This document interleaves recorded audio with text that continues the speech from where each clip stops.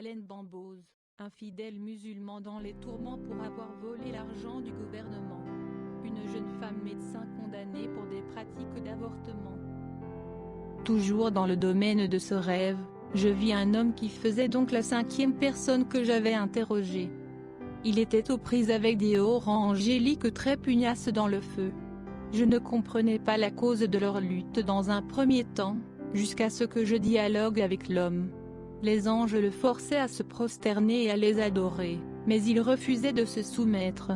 Il finit par se rapprocher près de où j'étais, respirant et haletant difficilement. « Vous êtes un Yoruba ?»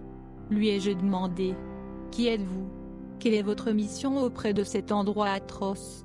Il m'a demandé. « Un ange m'a amené ici. Mais depuis que je suis arrivé, je suis attristé par la condition pitoyable des personnes à cet endroit. Surtout quand je vous ai vu de loin vous débattre contre l'ange avec une fer chauffée, il y a quelques instants, ai-je répondu. Cet endroit est une colonie affreuse et il est difficile d'y vivre. Si on donnait à un homme une seconde chance de vivre, tous ses jours seraient utilisés pour avertir non seulement ses amis, mais même son plus grand ennemi à propos de cet endroit, et le même homme garderait une distance par rapport au péché aussi loin que la distance du ciel à la terre. Ces anges que tu as vus se moquer de ma religion. Je suis mort en tant que musulman, et c'est notre façon de prier que de se prosterner. Quand je suis arrivé ici, on m'a informé que je devais une dette d'adoration aux anges des tourments, que c'est un devoir pour toute personne religieuse qui rate le paradis et arrive ici, d'adorer le diable et ses anges, exactement de la même manière que sa religion adore Dieu dans le monde, a-t-il révélé. Pourtant, dans ma quête pour savoir ce qui a provoqué sa condamnation en enfer, je lui ai posé de nouveau la question, « Monsieur, mais, en tant qu'homme ayant un niveau appréciable de dévotion à sa religion, pourquoi êtes-vous arrivé ici en enfer ?» J'ai été reconnu coupable pour certaines raisons.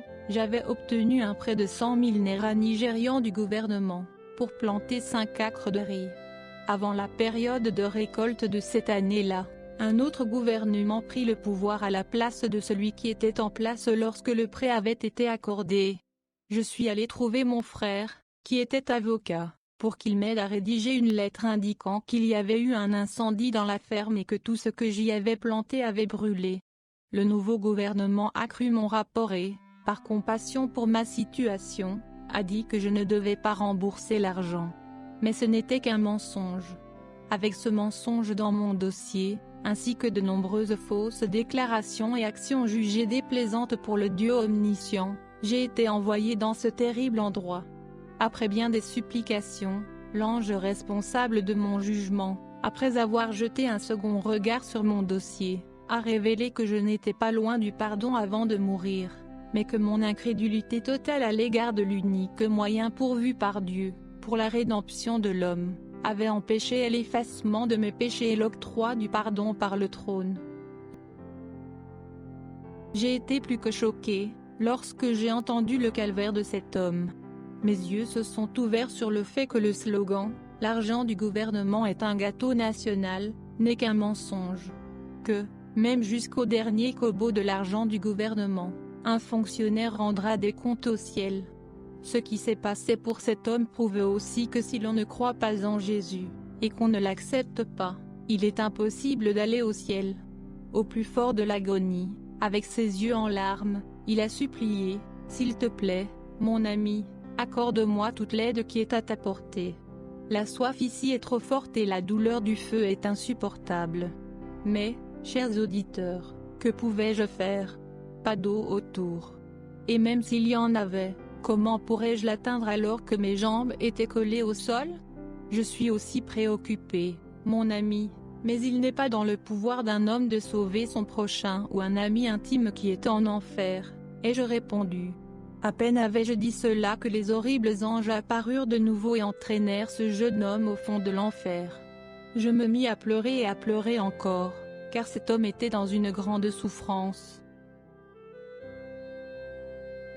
Aussi évident qu'il le paraît, bien que souvent mis en doute, que les enfants nés dans le giron des roses, dans la richesse, vivent souvent plus longtemps que ceux nés dans la pauvreté, il est également admis, bien que controversé, que les personnes instruites sont une île pour elles-mêmes, impénétrable pour les analphabètes.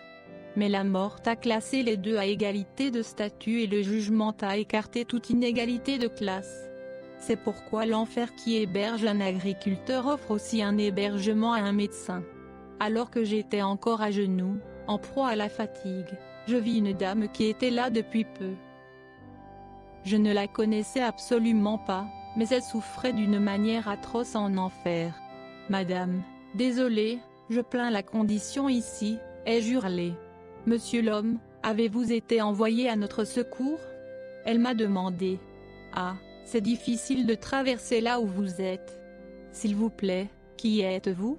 J'ai demandé. « Je suis Joyce Bain du Canada. »« Joyce ?» ?»« Oui, a-t-elle répondu. »« Pourquoi êtes-vous ici? Qu'est-ce que vous faisiez ?» Je travaillais dans un hôpital privé en tant que médecin praticien. Je m'occupais de l'élimination des grossesses non désirées, par le biais de l'avortement, une mesure utilisée pour éviter le ridicule des jeunes femmes qui ont fait une grossesse par erreur, et pour réduire le nombre de problèmes des familles qui ne savent pas y faire face. Mais j'ai été reconnu coupable par le livre des records pour avoir versé du sang innocent et mis fin à des vies, a-t-elle révélé. Étiez-vous consciente que l'exercice était un péché, Joyce? J'ai demandé. Sincèrement oui. Un étudiant de laboratoire médical en internat m'avait un jour prêché, et m'a dit que l'avortement était un meurtre, a-t-elle répondu. Mais avez-vous confessé votre péché de meurtre à Dieu? Je lui ai demandé à nouveau. Voyez-vous, je pensais que j'étais encore jeune et que céder à la religion à cet âge, encore plus en tant que jeune médecin, pouvait signifier une trahison de la personnalité et donc affecter mon statut. Je croyais qu'un homme civilisé devait être très sélectif, et en désaccord permanent avec un intellect primitif, ou qu'un individu exposé, de position sociale élevée, ne devait pas s'inquiéter de croire une chose simplement, après tout il sait ce qui est juste. Je ne savais pas que c'était ici que toutes mes croyances allaient m'amener, répondit-elle. Elle semble avoir été favorisée d'une certaine manière car la marée ne l'a pas entraînée si tôt. Mais je suis prête à porter ma Bible maintenant, a-t-elle conclu. J'ai éprouvé de la peine pour cette jeune femme qui était prête un peu trop tard à se repentir, dont les jours d'opportunité étaient passés avant de prendre les rênes pour servir son Créateur. Finalement, elle a été maîtrisée par la main puissante du feu. Elle a hurlé et s'est enfoncée aussitôt. C'était la fin. Je n'ai plus vu Joyce remonter depuis qu'elle était descendue. En ce qui concerne l'avortement, je suis toujours perplexe quant à la triste fin que peuvent connaître de nombreux médecins, car si ce phénomène omniprésent a transformé certains médecins en avorteurs professionnels, il a également créé un marché pour la pratique privée de l'avortement. Mes amis, c'est au bord de l'enfer qu'il m'est apparu clairement que sans une vie qui conquiert le péché, la prétention que la religion, ou la foi, comme une qualification pour voir Dieu, est une présomption facile, une simple splendeur de porter un nom religieux comme une identité sans espérance. Joyce est un bon prénom chrétien. Mais Joyce Bain avait le nom mais pas la vie. Au fil du temps, la lassitude me gagna. Je n'ai jamais compris, quand par la compassion, j'ai commencé à rendre une sorte de poème à l'enfer, alors qu'il était au plus haut degré de rage, ce qui suit était ma complainte. Roule, océan de l'enfer, s'il te plaît roule. Des millions d'âmes en toi pleurent de douleur. Les visages sont peints de souffrance. La beauté brûlée par la fumée et par la chaleur s'est fanée. Ta torture retient les grands hommes, dans un gémissement indescriptible. Ta marée avale les gens du peuple ordinaire, et en même plus, des capitaines. Ô enfer, qui retient les vieux. Ô enfer, l'éternelle douleur, l'éternelle chaîne. En toi se trouvent des hommes et des femmes, pleurant de douleur, demandant la miséricorde pour remplacer leurs souffrances. Pourquoi n'arrêtes-tu pas, ô abîme, de réclamer les âmes qui ne meurent jamais? Ô vous hommes qui êtes concernés, combien êtes-vous prêts à vous expliquer? Qui tiendra la main d'un pécheur et patiemment le conduire comme a dit le Sauveur, vous devez naître de nouveau. Alors que j'étais occupé à rendre ce poème à cause de la lourdeur de l'esprit après le départ de Joyce, l'enfer troublé s'est un peu calmé. Chaque œil était rouge, comme un charbon brûlant, et leur voix gagnait en volume, appelant à l'aide.